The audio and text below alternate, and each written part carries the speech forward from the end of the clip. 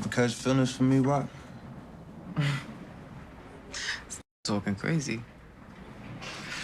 They say most romances start at the office. Heads bumping into each other at the water cooler and whatnot. So, over the course of Raising Kanan, there's been a lot of bad blood between Unique and Raq, but I'm sure everybody noticed some sparks flying during this conversation, because not only was Unique flirting, when he asked whether she shared the same feelings as he did, she didn't exactly say no, except break out into the smile after Unique left. And this is something that the actors, as well as the showrunner, have now teased for Raising Kanan Season 3. This relationship between Unique and Raq, which could end up being one full of romance. And it really does sound crazy, because it wasn't that long ago where they were once shooting at each other. So in this video, we're gonna dissect the potential romance, the good, the bad, and how it's a different relationship to the one that Raq had with Symphony. But where Unique once used to be an enemy, but now a friend of Raq, and maybe more, we're also gonna run through various relationships Raq has, aside from Kanan, as well as enemies that Raq may face as she begins to rebuild her empire, because she did lose a lot of soldiers, and it seems that the projects may not be the best way forward after all. Just wondering if you ever favor me like that.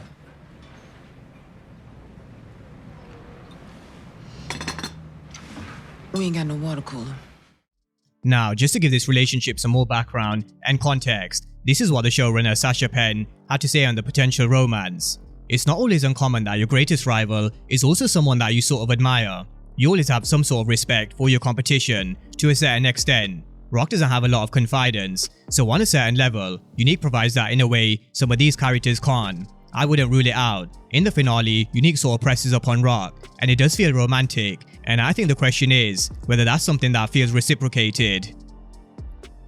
Now, they say you should never mix business with pleasure, and even though I feel like Unique is someone who understands Raq more than someone like Symphony, the same rules apply. Mixing the two is always a bad idea, but so is her relationship with Symphony, and we've only seen Raq with one love interest so far, apart from the flashback with High Post, and it was said that Raq was madly in love with High Post. But Symphony gave Raq this feeling where she could live a happily ever after, where she has Lou in position running her operation, while she just collects the checks. She even went as far as to saying she wouldn't mind having another baby with Symphony, but it was always a fantasy, because in this game, you can try and live a double life, but the truth is, the street is Raq's destiny, very much like Kanan in Power. He lived and died by the street, and it's something Raq tried to make Lou understand at the end of Season 2. There is no escaping, and the sooner you accept it, the better.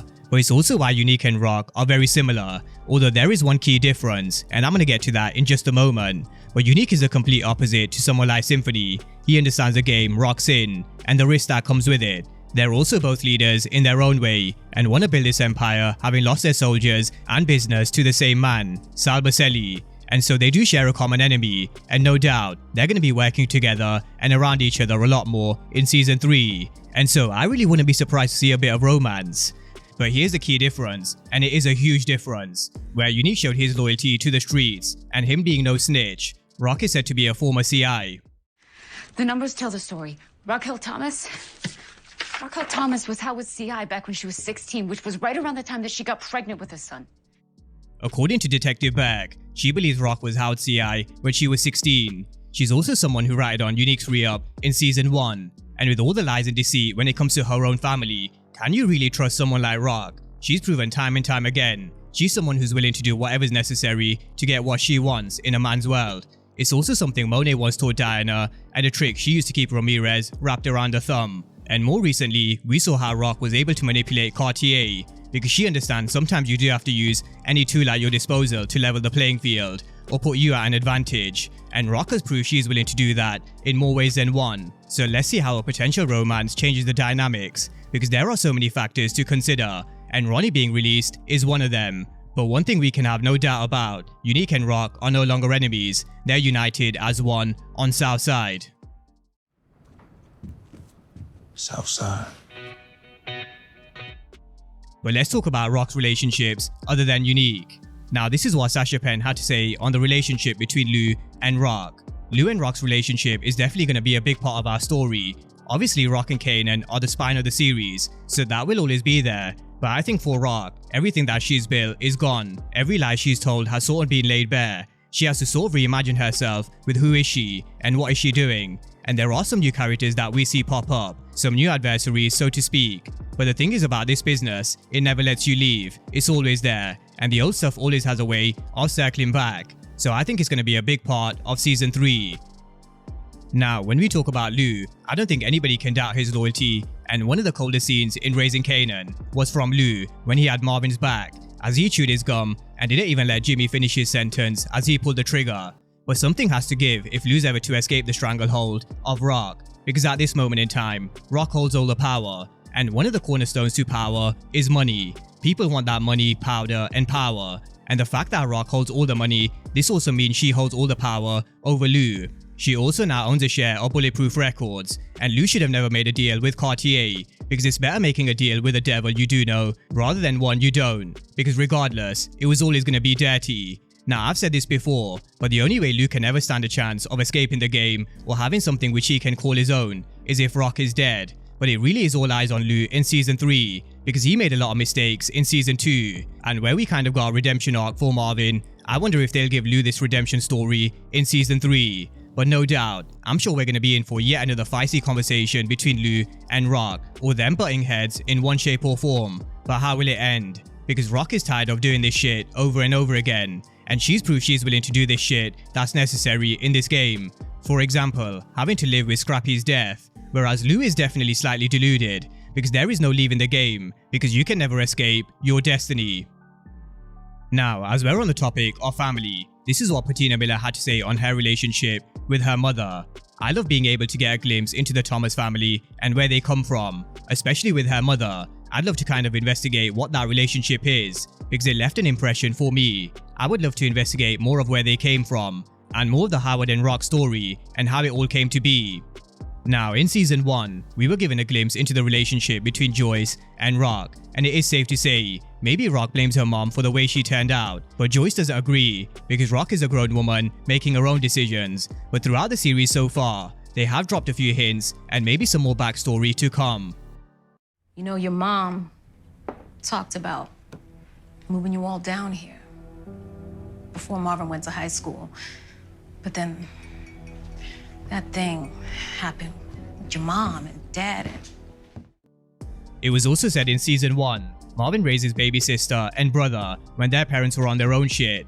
But this conversation with Aunt Deb tells me there's more to the story, and hopefully we do kind of get that and dive deep into what Patina mentioned, with investigating their relationship as well as more of Howard's and Raq's past. Now let's flip this and have a look at someone who could cause a real issue for Raq, because Sascha Penn did hint at a few new characters, especially considering the death of Crown, Cartier, Ziza, Kenya, and Worrell. So one of the characters that's going to be introduced is Ronnie, and this brings me full circle to the beginning of this video, and so it is going to be interesting to see the dynamics change now that we're going to see Ronnie being released from prison, and not just because there's a potential romance on the horizon for his brother and a former enemy, they're also now a team. And I'm sure Ronnie will want back in the game, but the game's changed, and so is Southside after the attack from the Italians, and Ronnie's introduction may just complicate things to the point where I can see Unique having a decision to make, similar to how Diamond had a decision to make when it came to Jannard. Does he pick Raq or does he pick Ronnie? Especially with Ronnie being described as someone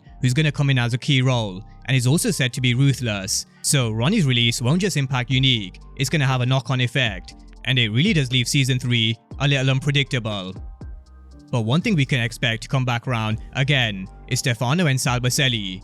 Now, Stefano is someone who may not just cause a problem for Raq, but also Sal Baselli, because he warned Sal as much as I'm sure he would have warned Raq. Mike, this is your problem, not mine. Our garbage goes out to Jersey, not the other way around. You deal with this quickly and completely. And then, Sally, do me a favor. Stay the fuck on your side of the river. You won't hear about it again. Stefano is said to be the godfather of New York's mafia scene and most powerful man in town, and he warned Sal make sure to get the job done and stay on his side of the river, but the job wasn't done, and I'm sure we can expect Unique and Raq to butt heads with Sal once again. But how Stefano plays a role is yet to be seen, but no doubt he'll be a major player when it comes to this war. And last but not least, I'm sure Raq will want revenge on Tremon for the shady move he pulled behind her back, as well as Juliana, who in my opinion is definitely punching above her weight class. Although having said that, I wouldn't be surprised to see Juliana causing some problems for Raq before she is taken care of.